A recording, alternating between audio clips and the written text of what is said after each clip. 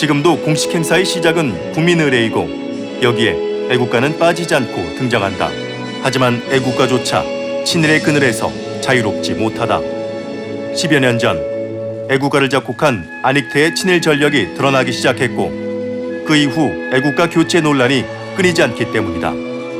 그러던 중 안익태에 대한 새로운 주장이 제기됐다. 안익태 행적이 친일뿐만 아니라 친나치였다는 사실이 밝혀진 것이다. 안익태 케이스를 출간한 이혜영 교수를 직접 만나보았다. 제가 이제 독일에서 하기로 했기 때문에 독일 자료가 아무래도 많아요. 안익태에 관련되는. 그렇기 때문에 그게 이렇게 쉽게 접근이 가능했고, 또 아무래도 우리가 친일 문제라고 하는 게 여전히 미청산에 과제로 지금 남겨져 있지 않습니까? 그런 면에서 본다면은 특히 가장 최근에 밝혀진 친일 인물이, 그리고 또 가장 비중 있는 인물 중에 한 명이 안익태였기 때문에 꽤 오랫동안 제가 관심을 갖고 추적을 해온 셈이죠. 안익태가 처음부터 친일파였던 건 아니다.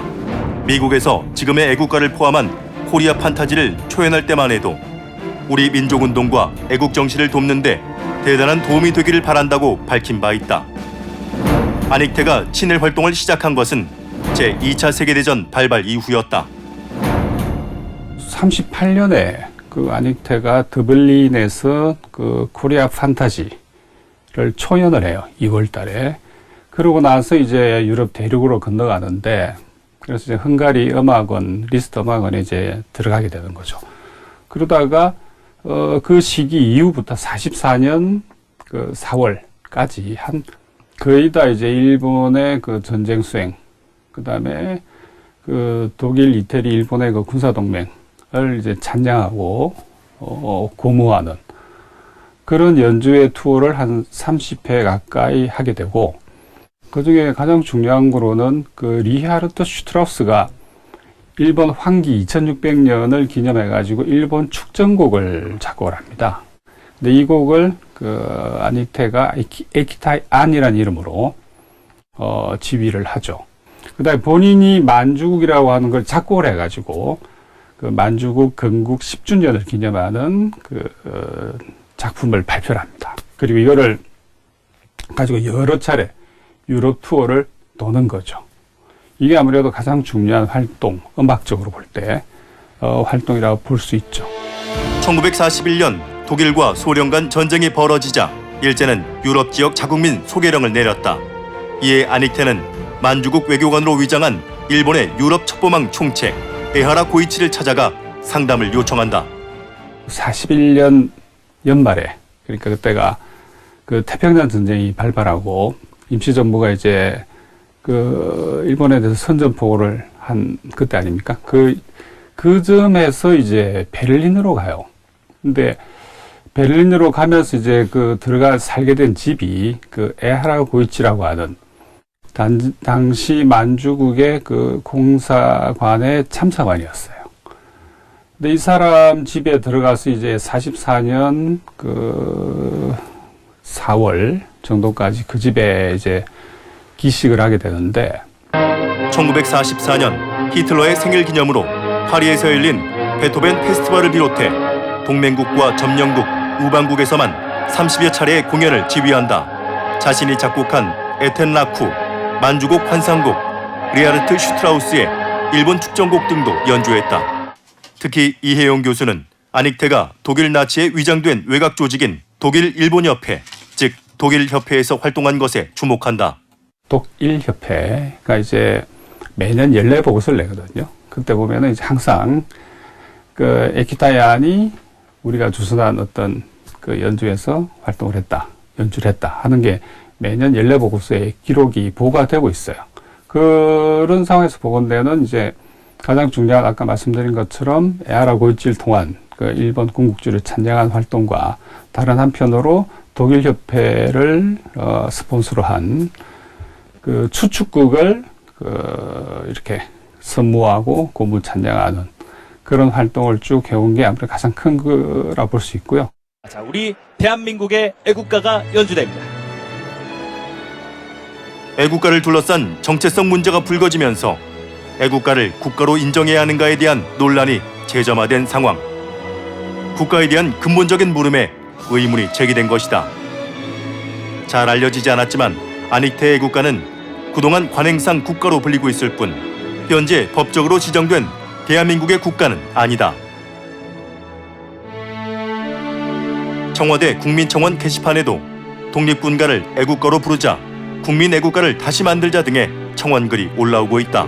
정부가 더 이상 애국가 논란을 방치하기는 힘든 시점에 다다른 것이다. 앞으로 안익태 애국가는 국가가 될 수가 없습니다. 왜냐하면 이미 밝혀진 역사적으로 이건 사실이거든요. 이걸 뻔히 알면서 이거를 한 나라의 국가로 만들 수는 없는 거죠. 가장 바람직하기로는 어떤 그 공론화를 거친 다음에 이 범국민적 동의하에 국가재정위원회 이런 것을 통해서 새로운 국가를 만드는 거, 그게 가장 바람직하다고 보고요. 그게 사실이라고 판단이 된다면 그거는 제도나 몇몇 집권 세력 혹은 정치 세력들 간의 합의에 의해서 할 일은 아니라고 생각합니다. 그 부분은 워낙 오랜 세월 동안 이제 애국가라는 이름으로 이제 우리나라를 상징하는 대표하는 노래로 사실은 운영이 되어 왔기 때문에 그거야말로 공론화 과정을 한번 세게 거쳐야 결론을 낼 수 있는 건이다 이런 생각이 듭니다.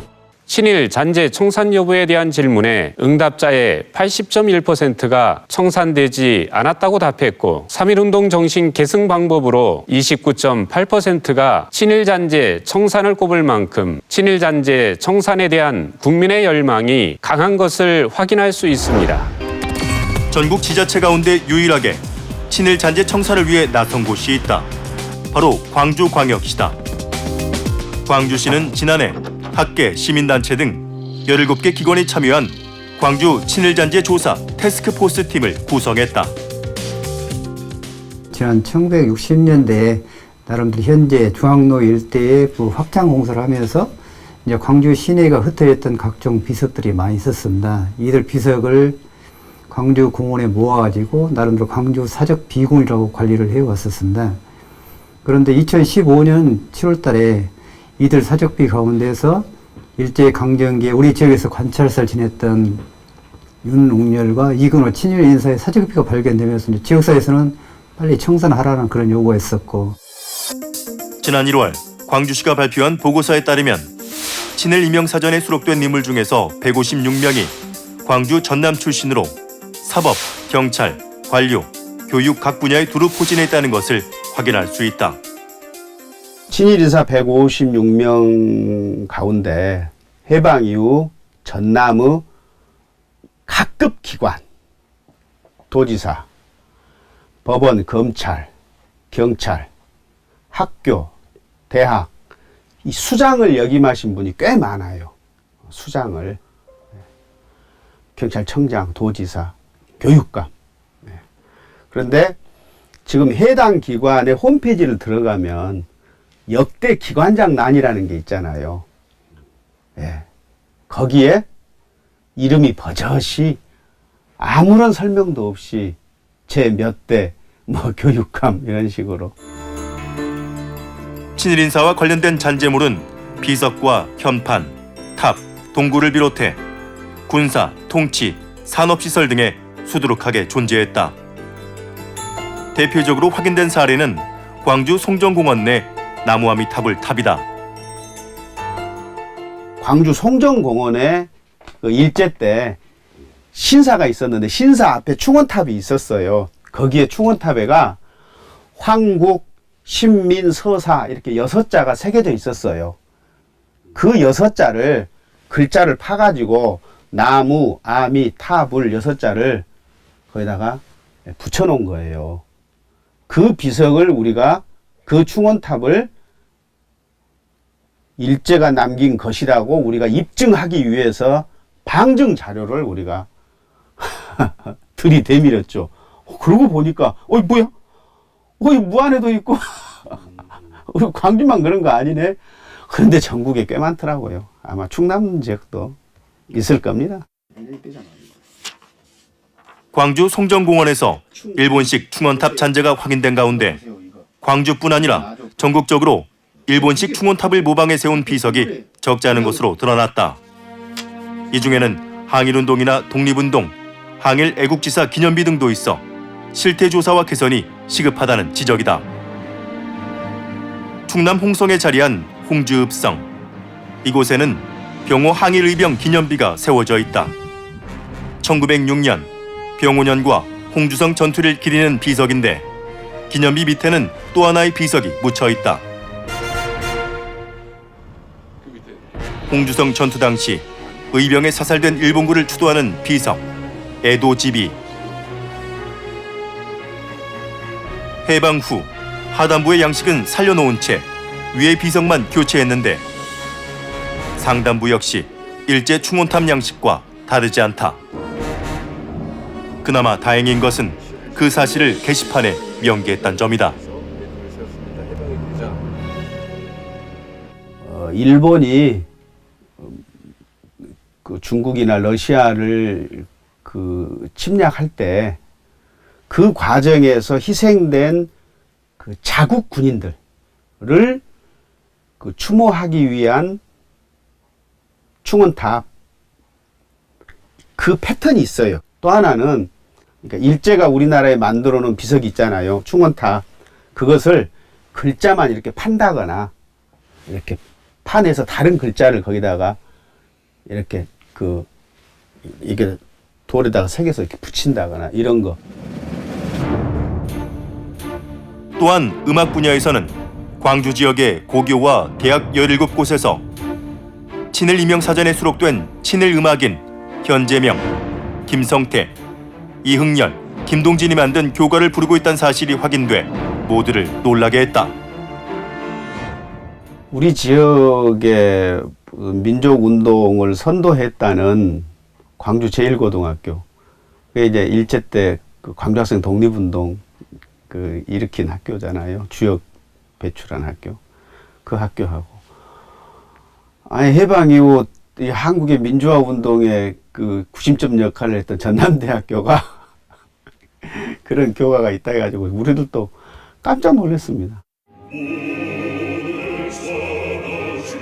일제강점기 학생 독립운동의 본산인 광주 일고도. 단체 신채호 선생의 후손이 설립한 광주 광덕중고교도 친일 음악가가 작곡한 사실을 모르고 교가를 불러온 것이다. 친일 작곡가 김성태 씨가 작곡한 걸 알고 좀 부끄러운 감정을 가지고 있었습니다. 개인적으로는 독립운동가 신채호 선생님이 후손이 세운 학교에서 자부심도 갖고 있고 8월 29일 경수국체 행사도 우리 학교에서 도맡아서 하고 있어서 자부심이 있었는데 지금까지 친일 작곡가가 만든 교가를 부르고 있었다는 게 학생회장으로서 좀 그 사실을 알지 못했다는 게 부끄럽습니다. 처음에는 이제 그 이야기를 듣고 보니까 굉장히 당황했어요. 특히 저희 학교는 그 나라사랑이라는 큰 목표를 가지고 학생들이 또 큰 자긍심을 갖고 우리 학교는 애국지사가 많은 학교. 그런데 어떻게 친일 작가가 부른 교가를 쓸 수가 있느냐 해서 이제 교가를 가장 중요한 행사가 졸업식하고 입학식이죠. 이거이 해결이 안 된다면은 부르지 말자 차라리. 그래서 학생들하고 동창들한테 양해를 구했습니다.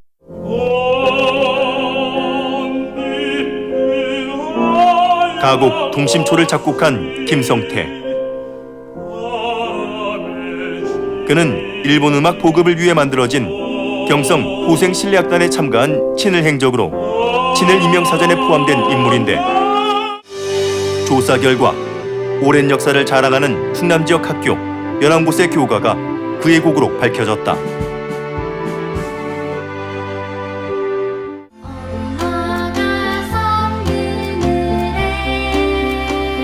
동요 섬지박이를 작곡한 이흥렬. 그는 친일 음악단체인 대화악단을 지휘하는 등 일제시절 음악으로서 일본의 은혜에 보답하기 위한 음악 보국운동을 주도한 것으로 알려진 친일 인사다. 수많은 중고등학교 교가와 지자체 대표곡을 만든 것으로 확인됐는데, 이처럼 3.1운동과 대한민국 임시정부 수립 100주년을 맞았지만 여전히 청산되지 못한 일제 잔재가 우리의 교육 현장에 남아있다. 이렇게 주요 행사 때 매번 불려지는 것이기 때문에 상당히 중요하게 학생들에게 영향을 미치는 것이다 이렇게 생각했는데요. 이렇게 이광수 같이 친일 문양이 만든 교과를 쓰고 있다는 것은 학교의 불명예이기도 합니다. 지난 14일 전국 교직원 노동조합 충남지부와 민족문제연구소 충남지부는 학교의 친일잔재 청산과 역사교육위원회 설립을 촉구하고 나섰다. 역사를 좀 바로 세우기 위한 작업에 사실 너나 다른 사람이 있는 건 아니잖아요. 특히 이제 학교라면 학생, 학부모, 그다음에 교사, 그리고 이제 동창회까지 같이 어우러진 그 사람들이 모여서 정말 이 역사를 바로 세우는 운동에 동참을 해서 바른 정의로운 역사를 세웠으면 하는 바람입니다. 이에 충남교육청은 일제 잔재 청산을 통한 새로운 학교 문화 운동에 발빠르게 나서고 있다. 도내 713개 학교를 전수조사한 결과를 언론에 공개했는데 친일 음악인의 교과를 작곡 작사한 학교가 무려 31개교에 달했다. 친일 작곡가라는 사람들이 어떤 분들이냐면 징병에 나가는 것을 계속 찬양하고, 그리고 이제 보국 활동이라고 해서 보국대 이런 것들, 노동에 나가든가 아니면 그 노체 같은 것들을 막 뺏어가던 그 장면에서 그런 것들에 관해서 예찬연설하고 다니고 이런 일들을 하셨거든요. 당시로서는 정확하게 그냥 친일 정도가 아니라 반민족 행위를 하셨던 분들이에요. 그런 분들이 우리 모교의 교과를 만들었다고 하면은 정말 속상하고. 또한 도내 29개 학교가 일본인 학교장 사진이나 일장기 칼을 찬 일본인 교사의 사진을 중앙현관 계단 벽면, 복도 등 공개적인 장소에 전시해온 것으로 드러나 지역사회에 충격을 주었다. 어떤 분들은 이제 그런 얘기도 하셔요. 그 식민 지배를 받았던 그것도 역사적 사실이다. 그렇기 때문에 보존해야 되는 거 아니냐 이런 말씀을 하시는데, 그 식민 지배를 받은 것은 역사적 사실이지만 그때 우리 조선의 어린 학생들에게 황국 신민화라고 하는 황국은 일본을 얘기하고 신민은 그 백성을 얘기하는 것인데, 일본의 백성을 만들고자 했던 식민지 지배 교육 정책을 그대로 교실에서 또 학교에서 관철시켰던 교장의 사진을 건다고 하는 것은 별로 설득력이 없습니다. 교훈에서도 일제 잔재가 발견됐다. 일제가 식민지 지배 정책에 순종하는 사람을 키우기 위해 강조한 덕목, 성실, 근면, 협동을 교훈으로 사용 중인 충남 지역 학교가 713개 개교 중 208곳에 달했는데, 해방 이후보다 이전에 개교한 학교 비율이 높은 것이 눈에 띄는 대목이다. 성실, 근면이라는 단어 아름다운 단어잖아요. 근데 이 단어가 그 시기에 교훈으로 들어온 것은 의미가 있습니다. 그러니까 일본 식민 지배를 정당화하고, 그리고 식민 지배에 대해서 반감을 갖거나 항일운동할 수 있는 싹을 자르기 위해서 어렸을 때부터 순치시키고자 하는 거죠. 순종적 학생을 기르기 위해서 성실, 근면 이렇게 이제 왔던 겁니다. 심지어 학생생활 규정 가운데 백지동맹, 동맹휴학 등 일제강점기 학생운동 탄압을 위해 사용한 징계 규정이 남아있는 학교가 80여 곳이다. 일제 잔재가 있는지 우리 학교에 그런 것들을 교육공동체들이 함께 좀 찾아보고 발견을 해서 논의해가지고 스스로 결정해서 정리하는 것. 가령 교과도 이렇게 다시 만들 수도 있고 그냥 쓸 수도 있고, 그거는 그 학교에 동문회를 포함해서 교육공동체가 결정하는 것이고요. 1995년 광화문 조선총독부 철거에서 시작된 일제 잔재물 청산. 철거냐 보존이냐 서로의 지혜를 모아야 할 때다. 일제 잔재를 청산하고 왜곡된 역사를 바로잡기 위해 우리는 어떻게 해야 할까? 철거할 것은 철거하다. 근데 철거한데 완전히 없앨 것이 있을 수 있겠고, 없애지 말고 한 군데 모아서 역사교육 자료로 활용하자. 우리 사회 전반에 그 남아있는 일제 잔재를 전부 그 청산하는 것이라는 것은 사실 불가능하다는 생각입니다. 그 중에서도 상징적인 것은 정리하고 가야 되지 않겠나. 그것은 그 국민적 합의가 필요하다는 생각이거든요. 별도 조직이나 기구를 만들어서 국민적 합의를 도출해서 이런 것만은 그래도 우리가 정리하고 가자. 이런 그 논의가 필요하다고 생각합니다. 일제로부터 해방된 지 74년. 친일 청산과 식민지 과거 극복은 여전히 현재 진행형의 과제다. 과거를 제대로 극복하지 않으면 더 이상의 미래도 희망도 없기 때문이다. 을사조약 이후부터 따지면 근 40년 가까운 식민지 역사를 경험을 갖고 있는데 이 친일 그 부역자 청산은 단 한 명도 못했어요. 완벽히 그 친일 부역자 과거 청산에 있어가지고 완벽히 실패한 나라죠. 그렇기 때문에 끊임없이 때만 되면 이야기 또 나오는 거거든요. 그렇기 때문에 이번에는 좀 짚고 넘어가야 된다고 봅니다. 일제 청산을 한다는 것은 민족 정기를 바로 세운다는 것이고요. 그리고 그래서 왜곡된 역사를 무엇이 엉터리였고 무엇이 진실이었는지 또 우리 민족의 역사는 무엇인지라는 차원에서 역사 정의를 실현한다는 것이거든요. 현실에서는 불의해질 수 있지만 역사에서는 그래도 정의가 바로 설 수 있다라는 걸 꼭 보여주고 싶고요. 그래야 하고요. 그래서 앞으로 이제 그 미래의 주역들이 정말 힘들어도 정의를 지키면서 살아가야 한다는 그런 모습들을 남겨주고 싶습니다. 해방 이후 74년이 지났는데도 친일 잔재물이 우리 주변에 남아있다는 것은 우리가 무지했거나 책임을 다하지 않은 결과일 것입니다. 먼저 한 걸음 나아간 광주시의 사례처럼 전국적으로 전수조사를 실시해 친일 잔재물을 확인해야 하고 그에 따른 청산 작업도 이어져야 합니다. 후손들에게 더 이상 부끄러운 잔재물을 남겨줘서는 안 되기 때문입니다. 청산되지 못한 역사는 오욕으로 되풀이됩니다. 친일 잔재를 청산하는 것은 민족 정기를 바로 세우고 정의로운 나라로 나아가는 출발점이 될 것입니다.